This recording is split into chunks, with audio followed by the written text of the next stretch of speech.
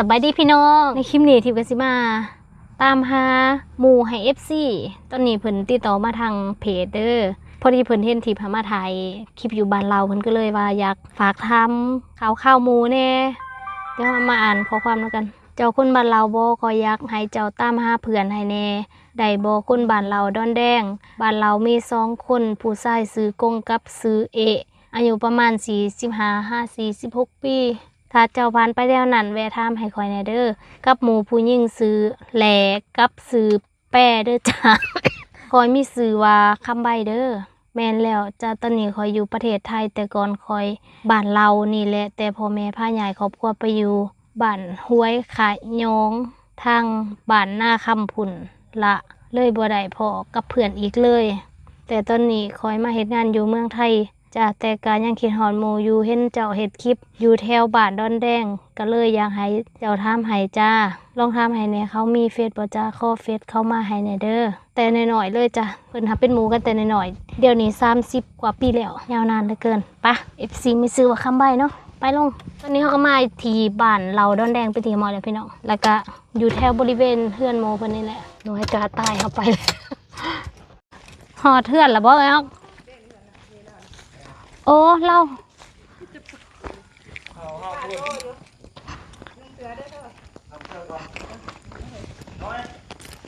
ตอนนี้หอดเฮือนเพิ่นแหละ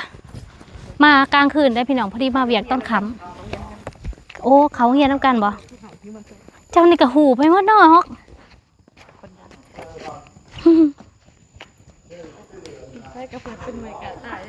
กลางค่ำกลางคืนเขาก็มาได้ สบายดีผักอะไรอย่าไปกับกองกัน นางชาตินี่มันเมา โอ้เอื่อยหันซื้อยังค่ะ ฮะ ฮะผัดว่า เอื่อยซื้อยังเนาะฮะซื้อจังไดฮะผัดว่า ซื้อฮะก็ยังว่าผัดสิว่า เดี๋ยวไปเสือ พอดีมีผู้หนึ่งเพิ่นว่ามีหมู่อยู่บ้านดอนแดงฝากถามให้แหน่ว่าซั่นเด้แล้วว่าบ้านเรามี2คนผู้ชายชื่อก้งกับชื่อเออายุประมาณ45-46 ปีเอกอะเอกก็เด้น้องเขาก็เล็ก ของคนผู้เป็นบ้า เดี๋ยวเขาไปขังแม่นอยู่ฮัน เพิ่นเป็นบ้า เลยปกติเลยน้อง แบบจิตบ่ปกติ ทางยืนเดินตัวนะ โอ้ข้างในเดินค่ะบ่แม่ว่า พัดลมมาพัดแน่ ที่เพิ่นเป็นแนวนี้หาย้อนหยังก็ จักแล้วหนูจัก เลี้ยงกุ้งใช่ไหม คอยน่ะไม่ฮู้ไม่ฮู้ ฮะ เขาซื้อกุ้งเพหมูกับเจ้าผู้ติดตามหาหลัง อ้าวผู้นี้แม่นไผซะ นี่ โอ้มี ให้เรามาเลย พัดลมนะเอาพัดลมมาแน่ เด้แล้วว่าอยู่ไทย อยู่ไทยได้ เด้เพิ่นว่า อ่า อ้ายหัดซื้อก้งเนาะ แม่น โอ้บ้านเรามี2คนผู้ชายซื้อกงกับซื้อเออายุประมาณ45-46 เสีย ปี 46ข่อยกะ โอ้ 80เด้กะลิ้นนำกันแล้วแต่อย่างน้อยกะ แล้วก็มีหมู่ผู้หญิงซื้อแลกับซื้อแป้ เด้แลเด้เหินแปะก็ได้นี่ อยู่นี่ เอ บ่ อ เพิ่นก็อยู่ กัน นี่หม ก็ ด อ เล ยู่ ยบ่ นำกันแล้วของเหินมันก็อยู่นี่ตะกี้กะ ผู้ให้เพิ่นแล้ว บอยเรามาลิ้นนำแน่บัดบุญเรามาดังเด้อย่าไปก็มันดังเว้ยเหาะโดด เดี๋ยวมาฮ้อน ได้อยู่บ่เป็นหยัง เดี๋ยวมาฮ้อนเลย เด้เหินแปะกันนี่ห้องหมู่ติดกันแล้วนี่แหละ โอ้นี่หึลืมเอาข้อเบอร์เราไว้เนาะ เด้น่ะแลกะแปง เด้แลกันนี่เหินเลยเนาะ เพื่อน มาเลยแหละพรทิปได้ยาวหลัง FC ได้ ผู้ลิ้นนั่นคอนเทนต์นะ คุณลินคอนเทนต์ เออ แต่ว่าเดี๋ยวนี้เราบ่อ่านข้อความ แม่นแล้วตะกี้อะไรนี้เหล่านี้ แล้วนี่เราอ่านแล้วน้ำท่วมดูเฮ้ย นี่เราอ่านแล้ว ไปแต่ดนแต่ตัวข้ออย่างน้อยสำคัญแล้วอย่างลิ้นนำมันนั่นนำกันอยู่หอดแล้วว่า20 ปีกว่าแล้วสาวนี่คนนี้ตะบานนี่ก็นั่นแหละจังหวะพอจะลงว่าใบเลยเด้ออกมาถามมาใบเลยเด้มันจะขึ้นอ้อใบไม่ยิงไม่ยิงเวลานั้นคำใบแล้วก็น้องออนเนอร์ทำรถออนเนอร์แล้วก็ออนเนอร์น้องลอยเขาออนเนอร์นั่น นี่บ่ แม่นตะกี้พวกกมาอยู่ อ ซื้อทุ่มพอนะ อันแล้วว่าเราคายเฮือนอยู่พี่ละใหญ่ไปอยู่อันพักขยอง ยายอยู่บ้านขยอง โอ้ขยองนี่อยู่ไส จักทางคลองพวกก็ไม่เห็นเคยรู้จักชื่อทางคลองหรอวะ อ๋อ บ้านขะยองเนี่ยทางคลองเพิ่นว่าเพิ่นก็ไปหั่งมีเป็นดีอยู่พุ่นแหละตะกี้น่ะน้ำอยู่ทมดูตะกี้นั่นบ้านเฮานั่น น้ำท่วมบ่น้ำท่วมหน้านั่นเห็ดหน้าน่ะปีเหลือน้ำท่วมปีเหลือน้ำท่วมแล้วมันอึดมันยากมันหายหน้าเพิ่นกันหน้าน้องขี้ม้าดอกหน้าเพิ่นก็ อ๋อแต่ว่าเพิ่นว่าเพิ่นบ่วางมื้อนี้หามื้ออื่นได้อยู่มีแต่ขอเฟซอายไว้เดี๋ยววันนั้นจังเสียนประชุมทรายให้ บอกใครแน่จ้า ห้ามมาพี่อ้าวเป็นเพ้อตัวเป็นคอนเทนต์นี่อ้อเราเฮาตั้งแต่นั้นเลย เพิ่นเฮ็ดคอนเทนต์บ่ เพิ่นเฮ็ดเพิ่นเฮ็ดลิ้นนั่นแล้ว เออตอนนี้เราขายของอยู่ตลาดต้องตอนระหว่างเดี๋ยวแอดเฟซอายไว้ก็ได้ เด้เสิเบิ่งเด้อหนังเด้นี่เพชรครับน้อยนี่ค่อยนางน้อยนี่เห็นบ่ เราคายกันคืน ตลาดเป็นยังเขาคือกดติด จังวะนาง แต่ก็ว่าเจ้ามาอยู่บ่ให้เลยยังไม่เจอ ไอ้เราแล้ว อาจจะเป็นเพิ่นธรรมชาติแหละ เอ้ยหันผู้ใดเกาะ และ เอ้ยแหล่เนาะ เห็นมา ป้าหมูบ้านเดียวกัน3-4หลังคานี่มันอยู่ครบ แม่นไล่แต่ลาวนั่นไปนี่แต่บ้าน แล้วก็เอาพวกหักก็มาอยู่นี่ นะ ผู้นี้ก็เอาพวกก็มาอยู่นี่เออ เหินคอยอยู่นี่เหินเมย์ก็เหินคอยคนโกกคนเข้าก็ได้ผู้เหินหลังเก่าอยู่พ้นเขาก็ได้ผู้แปลกันไม่ได้ไปเสิร์ เออ ผู้ชื่อตุ้นนะคนอยู่น้องสะพังพ้น อ๋อ ดีน้ำกันเมื่อ เล่นนำกันเมิดทำแซนกับยุ่นใส่ย่า ชื่อเขาชื่อนั้นเต็ตติ้งนะ เต็ตติ้ง เขาก็ย้ายไป เขาย้าย ผู้เดียวกันหันแล้วมาจุดนี้ อื ก็ย้าย ม ได้เลขกันหันแล้วย้ายนะ มึมกับยู่มึมกับยังนี่ ฮอดบ้าน แม่มึงกะ หาอยู่ได้ โอ้ เอ๊ะเอ๊ะ พาไปอยู่พุ่นเราคุณฮอดโมงเราก็มายามดูมายามตัวเดียวเลยไม่เห็นเลยไปไทยเลยไม่เห็นเลย เราไปไทยแล้วอะ ไปแต่เดี๋ยวนี้คำแม่นพ่อกันก็ไม่จื้อ เนาะ น้องเราก็ซื้อออนเนอร์คอยยังไม่จื้อบักสูงหนึ่งแต่กินน่ะจ้อยน้อยหนึ่งน้องล่ะลิ้นนำกันน่ะแปลจะเป็นหน้า น้องกับผู้ซื้อออนเนอร์ก็เขาไม่ได้แท็กมาเลยหูบเราก็ได้เสื้อหูบนั่นทำเลยหูบเรานะ ซื้อจังหวะ เดี๋ยวระวังการจังเงินนั่นอีก ผู้ตะกี้น่ะเขามาอยู่เนาะเดี๋ยวนี้เราไม่เห็นเลยเดี๋ยวนี้นะ จังเราทำงานเนี่ยเนาะตอนจะมาวาง ตอนนั้นน้องเรามาตอนนั้นก็ว่าไม่เห็นเราละ ตอนนั้นว่าคำใบผู้เดียวเฮ้เนาะแม่นได้ว่าไม่เห็น ไม่เห็นว่ะ เดี๋ยวว่าทางเงินหนองก็แต่ว่าติดต่อท่านใดก็ เออ เจ้าว่าได้แต่ว่าเราจะมาติดต่อหรือว่าถ่ายหาบ้านเล่าแล้วเราติดต่อมาทางเฮานี่บ่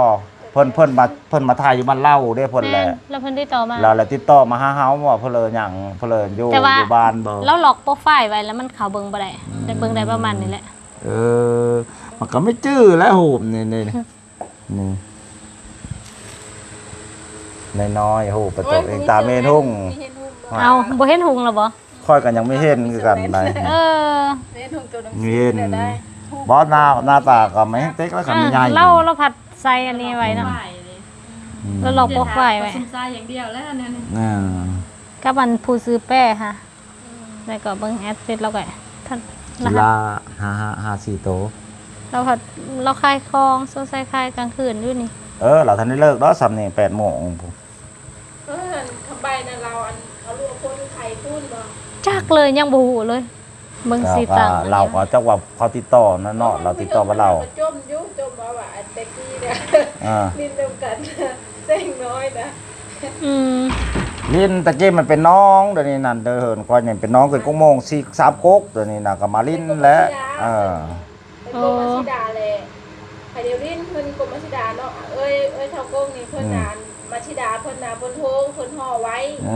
แต่มานางคำใบนะไปเอาเซอันมาชิดาเลยเพิ่นห่อไว้นั่นแหละค่อยไปเป็นเพื่อนบังเอิญนี่มันว่าค่อยน่ะเอาดีแต่บ้านละบ้านมันมายามบ้านเป็นอย่างได้ว้าวพื้นอัน เพิ่นว่าสิว่าเอาเพิ่นสุขภาพมันว่า แล้วเราเป็นผู้เอา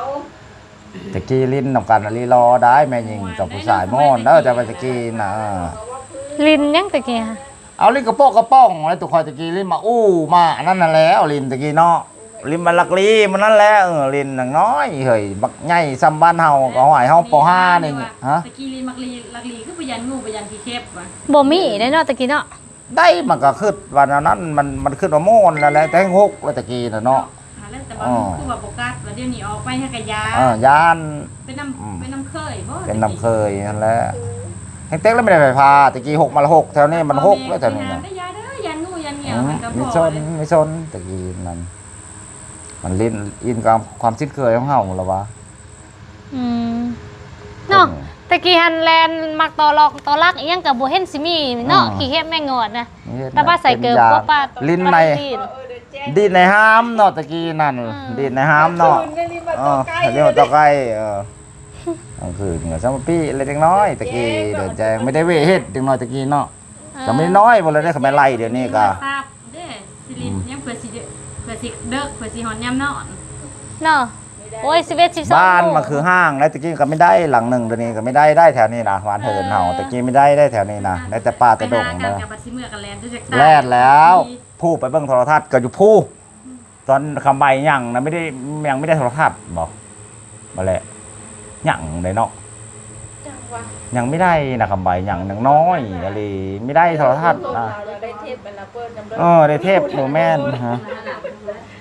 ยังน้อยลีใดตัวค่อยก็40ปลายเรานี่แต่บ้านเนี่ยก็โยอายุ10ปลายปีแล้วนึง แล้วเราว่า30กว่าปี มีต้องหอด18 ปีฉันมีแต่บานน่ะโอ้ อายุเรานะไม่หอดเนาะ เป็นที่5 ปี มากว่าแล้วเฮาลินน่ะมันหันเด็กน้อยคือผู้ใหญ่ ยังมีเรื่องได้เล่ากันอยู่เนาะ โยมก็ยังจื้ออยู่ได้หน่อยนึงแต่คำใบยังงงแล้วมันออกมาถามนะงงแล้วน้องมาถามว่าเพื่อเด้คำใบมันแม่ตัวเองอยู่บ่ได้มาถามมาตัวเองเนี่ยดูกงบ้านอื่นบ่ได้ว่าว่าจะขึ้นดูเมื่อชาติคำใบเฮือนหลังนี้ความมันอันนั้นนะตะกี้น่ะดินเราอยู่นี้แล้วเราให้เขาตะกี้น่ะอยู่บ้านไหนพุ่นผมนั่นให้เขาแก้วก็สิให้นั่นนำน่ะท่วมดู โอ้ ท่วมท่วมหน้านั่นท่วมหน้าเรานั่นพอเดียวอึด เลือดใจแห้งเนาะ เลือดเจอแห้งแหละ หายทั้งเฮือน หายไป ทั้งนา หายทั้งเฮือนทั้งนาไปอยู่นอนนากับน้องขี้ม้าสื่อนาแล้วนะคะ โอ้ น้ำ บัดเรา ท่วม คายนี่ก็ยังท่วมอยู่ว่าเดี๋ยวนี้ วันเราไปแล้วก็2-3 ปีก็ท่วมหาเดี๋ยวนี้เฮาได้นาแซงได้บ้านเฮามันเป็นนาแซงได้แต่กี้ไม่ได้นาแซงเลยอึดเข้าจนกินเพือกกินมันเนาะบ้านนี้บ่พ่อแม่เฮากินเพือกกินมันนะแต่พุ่นใดรุ่นเรานะคือเบิ่งอันอ้ายเราเซน่ะก็ลงท้องมันก็ซักผ้าตะกี้ห่อไปเสื้อผ้าแบ่ไปเจ็บท้องไม่ได้เงินคือตัวยาโปและขันถุกน่ะตะกี้นั่นน่ะว่าเขาจะตัดสินใจนี้วันนี้ไปแล้วว่าหั่งมีเป็นดีเมื่อใดไปน้องเขานักขี่รถใหญ่ผู้มายามก็ เพิ่นก็มาเฮ็ดบุญเพิ่นนึงคือว่านั่นแหละแล้วก็ไม่ได้ชูเห็นเพิ่นก็มาเฮินหลังนั้นนะเพิ่น แม่ มาน ได้ข่าวว่าบอลรวยนี่ก็บ่รวยเนาะ แม่น บอล เขาไปหาบอล ถึกกองผัด ถือปองมันได้ บ้านพ่อเราว่าลบมันอยู่บ้านพ่อเรา แม่นบ่วันพอทุ้มเข้าไปซื้อดินอยู่คนบันขะยองซื่อนั่นเนาะแม่เราว่าเว้านะฮัลโหล สวัสดีเดี๋ยวจอดแป๊บ ซื้อแหล่ก็ซื้อกุ้งบ่ แม่นจักเฟซเราซื้อยังผู้ซื้อกล่องเดี๋ยวไปเบิ่งในกลุ่มก่อนเด้จือกันว่านี่เด้อันประซุ่มหมู่เขาว่าแน่อันไอ้แหละ โอ้ยเฮ็ดมีเป็น อันเพชรอันผู้ซื้อกล่องหาซื้อได้ได ซื้อหนุยซื้อนางหนุย อ๋อเพราะว่าเฮาไป นี่บ่คำใบนะนี่แหละโอ้ยมีชื่อได้เฮ้ยมีชื่อได้ จนเข่าเนาะเฮ้ย ตัวชื่อเต็งบ่ตัวชื่อเต็งอยู่บ่แลหน้าตาเต็งเลย เพื่อนเนาะแต่น้อยเนาะมีชื่อได้เฮ้ยค่ะเป็นเห็นคนอื่นก็มีชื่อกันเลย กันแม่นถ้าเห็นกันตอนนี้ก็คือชื่อกันไปแล้วนะเพราะว่าจากกันแต่น้อยเนาะตั้งแต่จักปีก็ โอ้ยตั้งแต่ แม่นฮอด 10 ปีซ้ำแล้วว่า แม่นประมาณ8 ปีนี่แหละเฮ้ยนี่ เดี๋ยวนี้เอานะแม่กงเด้ เอาซื้อกันอยู่บ่เอา แม่หมอกง ปิดตอนนี้ป่ะ งามแท้เลยนะว่า ก็ได้น้อยเฮ้ยโอ้ยสุดยอดเด้ ตัวงามแท้เลยหลังสาวน้อยอยู่เฮาว่าเขาสินั่นเลยนอนแรกเนี่ย ต้องกันทำไมอย่างนั้นอันนั้น แต่สิเซเว่นก็จะเฮ็ด สนุก ได้ สุขะแน่นอนฮะ ฮะ สนุกสุขะแล้วเนาะเดี๋ยวนี้นะเนาะ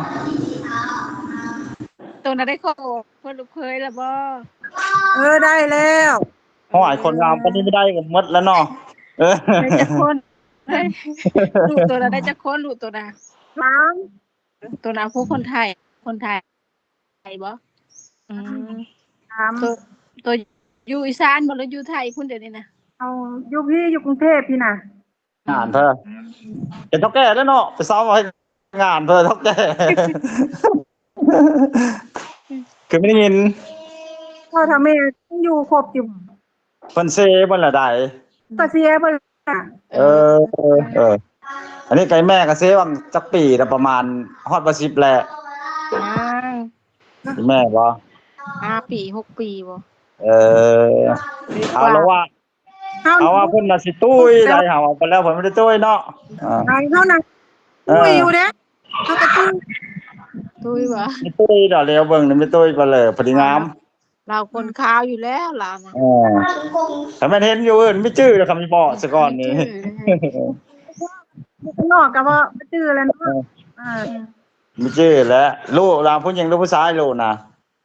ได้แต่ลูกผู้ชาย คือกันนั่นแหละเนี่ยกับผู้ชายหมดลูกอ่ะ มันก็ได้แต่ผู้ชาย ว่าอย่าสิได้เป็นดองอะไรไม่ได้ซะแล้วเนาะคำนี้แล้วกัน ได้ลูกเพิ่นได้เป็นหญิงหมดนี่ลูกเพิ่นเป็นหญิงหมด ได้แต่ผู้หญิง จองเลยเด้อ สายนึง ได้ จองลูกสาวเนี่ยขึ้นฮอดอยากไปหาหนึ่งนี่เฮากับมือบ้านได้บางเดือนนั่นปีที่แล้วเฮาเมื่ออยู่แต่เฮาว่าสิไปหาแหละมันบ่มีรถมันไกล จะได้ยินว่าแปลว่าวังเสียเดินในพลหมาหาน่ะเขาอันน้อยบ่เคยคำเอ้ยเพิ่นผู้นึงน่ะเอ้ยเพิ่น แอบ่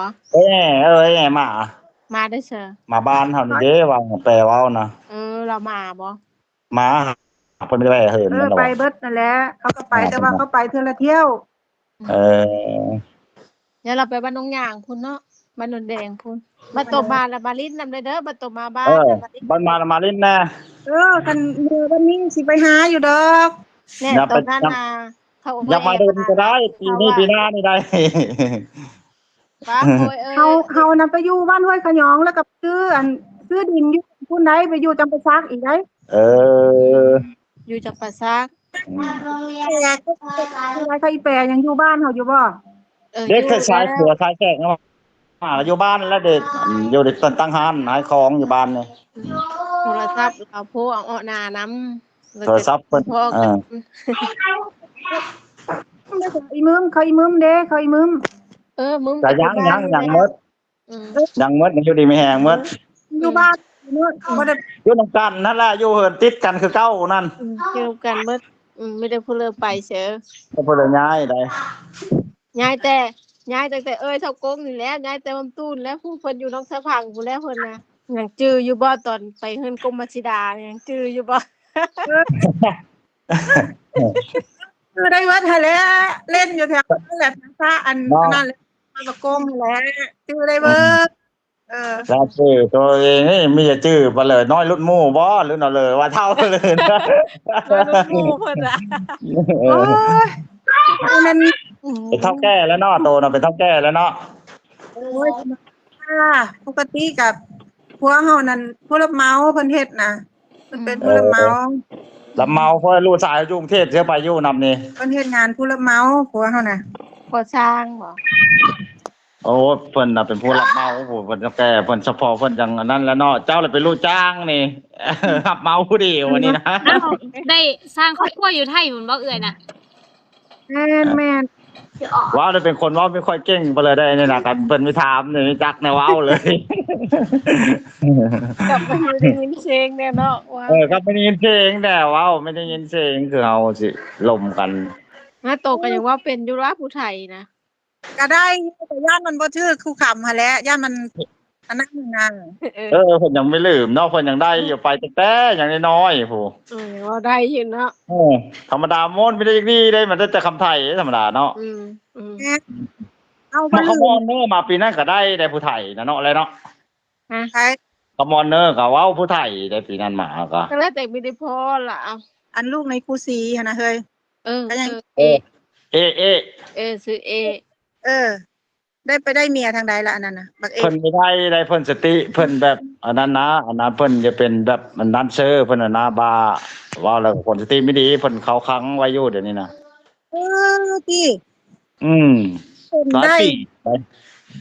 เออ เพิ่นจะตีไม่ได้อยู่ ตะกี้ก็คือว่าปกติอยู่เนาะ